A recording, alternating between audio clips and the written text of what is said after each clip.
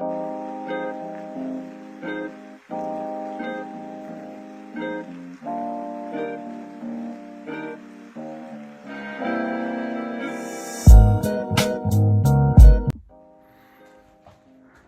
guys, Dr. Mo here, the Renaissance Man, and welcome to my channel. If you are new, please like, subscribe, and share this video. And if you are returning, welcome back. Today I want to talk to you about a topic that I have received from many people in terms of guilt, shame, and blame in life. And I wanted to just make it extremely clear that we all have some guilt about things that we've experienced, as well as shame about things that we've done or things that have happened to us. And oftentimes we do blame not only ourselves, but other people. So definitely want to just provide some insight in terms of these three items and how we could possibly get from a point of where we are to where we would like to be. The first thing we're going to talk about is guilt. So in terms of guilt, many people have carried on the burdens of the past for a very long time. Oftentimes it could be self-imposed, or it could be the guilt of a family member or a parent. It could be the guilt of a friend. It could be also the guilt of others that we have taken on as individuals. I don't think that it's uncommon to take on or to feel guilty about things that we've experienced in the past. In fact, I think it's probably more natural to feel those things. Many people oftentimes have a difficult time just moving beyond it. So in terms of guilt, I think that we definitely need to fully empower each other and ourselves to get beyond the guilt. Guilt can be at the exposure of your health. It could also lead to unhealthy relationships with others. It could also impact your ability to parent, your ability to be a great friend, as well as a good employee. So in terms of guilt, first we need to identify exactly why are we having this guilt, and also what are our resources available to us in terms of getting beyond that. First, in identifying why are we having this guilt, you want to make sure that you are just giving it a total good look at and reflecting on exactly what it is that you're experiencing. You know, why do you feel the way that you do? Sometimes it's valid, sometimes it's not, but it's very important to understand how why you are feeling the way you are so that you can get beyond that. In terms of the resources, after you know exactly why you feel that way, then you can take a good look at the resources that you have available to you to help you get beyond it. You know, we all have instances where we definitely have challenges in life and we feel guilty about them. But the resources that I have available to me may not be available to you. So it's very important that you look and see if you have friends that you can talk to about it, that you can be extremely transparent with, or do you have books that you can read? Self-help books are very good. If you're a spiritual person, can you seek out help with a clergyman or a clergywoman, or some of the officials within your religion? If you have access to a device that you can actually do some research, you could possibly find some tools available to you on the web. So again, in order to get beyond the guilt that we all sometimes feel, the idea here is in those instances where you cannot just easily get over the guilt of an event or the past, definitely take a look at why you feel the way you do. I think that it's very important that you at least identify exactly why you feel the way that you do, and then look at your resources. Again, those resources can be available to you and can be very helpful if you not only just look at the resources, take the opportunity to identify viable options for you in terms of getting beyond the guilt, and then put it into action.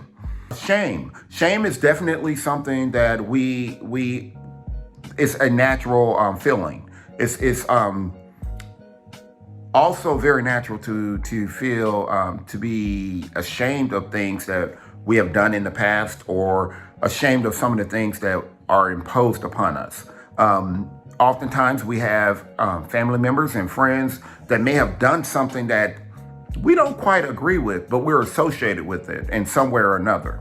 In those particular cases, we want to make sure that either shame that's self-imposed, or shame that is inherited as a result of relationships or associations with other people, want to make sure that we address why we're having this, why do we feel this way. It's one thing to be embarrassed, but when you look at being ashamed, or you look at shame over a period of time, it does have a way of tearing and wearing you down. It can impact your livelihood. It can impact your social life in terms of who you interact with.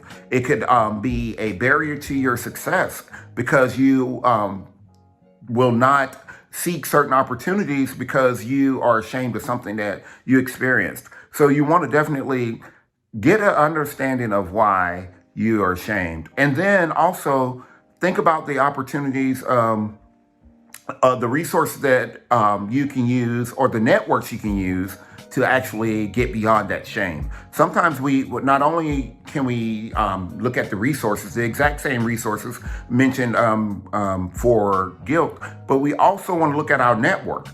Having a network is really helpful in that it affords you the opportunity to phone a friend that may be that have encountered something similar, or it gives you the knowledge required in order to get beyond the shame that you're having. And also it helps provide some clarity and some transparency regarding why you did what you've done. It gives you that ability to speak to someone that has gone through it, and also can provide some insight and helpful hints. So again, if by chance you are experiencing shame, you are very much normal. And actually, you're probably more normal than you would think. The idea here is to get you to a healthy way of thinking by way of identifying the reason why you feel the way that you do, and also looking at your resources to identify viable options to get beyond it, and also looking at your network. Your network can be extremely helpful as long as they are trusting. You don't want to have these conversations with others that are not very trusting. And thirdly, blame. It is extremely easy to blame yourself for the acts of others. And also, it is also as equally as easy to blame others for your own actions. I think that it's so important to do some self-awareness and reflection here. Reflection is very important because it gives you the opportunity to truly assess the situation at hand, or the encounter or event that you've experienced that is causing you to either blame yourself or blame others. I personally think that in terms of blaming is either is a result of ownership. And the way I think of blaming, when I think of blaming, you either are lacking ownership on your own part, or others may not be held accountable or owning their part in the encounter or the situation. So definitely in terms of blame, let's talk about that. You want to make sure that you understand, is it truly your fault, the things that you've experienced? A lot of things are things that have been imposed upon us because of other people, and we are blaming ourselves for those things. And a lot of times that is something that you experience, and you over a period of time, and you immediately feel like you're to blame. Things such as, well, my parents, if they didn't have me, then they would have been able to live a more healthier, more balanced life. If I wasn't born, then I think that my parents would have been better people. Or, the reason why this person treat me this way is because of me. The reason why I accept verbal or abuse or physical abuse or emotional abuse is because I just don't get it, and I don't do what he or she would like for me to do. That is blaming yourself for the actions of others. You're taking ownership where you shouldn't. And in the other case, where you're actually blaming someone else for things that you've done, or things such as, I really stayed up late last night and I missed my meetings, all of my meetings, but I would not have missed my meetings if you would have woke me up. If you woke me up this morning, I would not have missed my meetings. That is blaming someone else for my own actions. When in actuality, if I knew I had a meeting as a responsible adult, I should have planned accordingly. Those type things are easy to do as well, blaming others. Another situation, I'm now at retirement age and I don't have any retirement saved. But it's really my kids' fault, and in fact, it's the absent parents' fault that I am now at the age of retirement and I have no savings. Instead of just owning the fact that maybe I didn't manage my money as well as I could, hence the reason why I have no retirement, I blame someone else. That is very easy to do. Blaming others or accepting fault in areas that you have nothing to do with is a part of blaming. The two things that I would encourage you to do is, one, to identify exactly why is it that I feel the need to take ownership for the negligence or for the things that I did not do. Because it could be that you feel that way. You could identify why you feel that way, and then you can do things to change that behavior so that you will not take on the ownership of things that you have not done. And then if you are a person that's always blaming others, you need to do some self-reflection and identify instances or triggers or times that you actually blame others, and create a pattern of changing that behavior. The other thing I would say too is, after you've identified either why you're allowing yourself to be blamed for things or why you are blaming others, once you've gotten beyond that, you need to then identify viable solutions to change the behavior. I would encourage you to, one, write down the things that you discovered. Write down why you feel like you're allowing people to blame you, and write down why you're blaming others. Once you've identified those things, then write down what are the things that I can do based on the research that I can do to actually change this around. And the reason why I say by research, you want to definitely, if you once you've recognized that there is a problem, in order to get beyond that, you need to learn as much as you can about why you're doing what you're doing and what are your options. Once you identify what your options are, then you can actually put in place a plan to change those behaviors. It could be as simple as, every time someone says that I am the blame or they make me feel a certain way, I'm going to respond in this way. And you could just put something in place like, I'm sorry that you feel that way.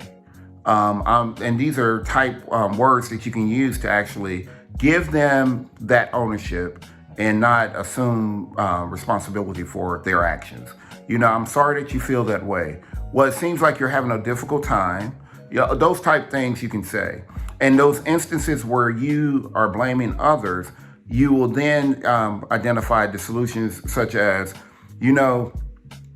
before I respond and assume or blame others, I'm going to make sure that I do a quick self-reflection and identify if I'm truly at fault. If I'm at fault, I'm going to own it, and owning it means that, maybe I should have planned differently for retirement, and so that I would have a retirement fund, or maybe I should have listened more to what my parents were telling me about these things, about life, instead of me having to experience them and suffer the consequences.